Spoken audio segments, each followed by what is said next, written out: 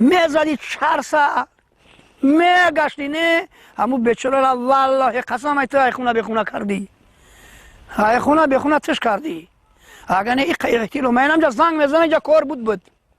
چخیل بود نه برای تشیده اینا تمام دیگه نه ملک ترکت خونه در پس زن گودک شکر برمد نابود شد بر رفتک چخیل انسانگاری تو چخیل منی تو باکی را کار کرده نگاه که چند زلال او شرمنده شید ما دخشا شرمنده ایم لوبای اولاد اجداد مو شرمنده های کی اینا اشرفو بلاد تو چخیل مسلمانی اشرفو ده یک جو شیشتا نمیتونیم کلاوچ کنن نمیتونیم یک از بودن که همو اشرفای ها میگه بس که همو تفریقه دوزای همو چیان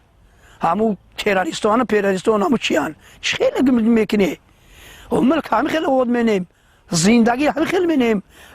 دویم دقمیم دستیت را دویم در پرژیواتیم بس که اونشو برا بس که برایس نگاه نوبود شایه برا خطاب بکش در خطاب نوبود چی که چی اولی در سری مبلد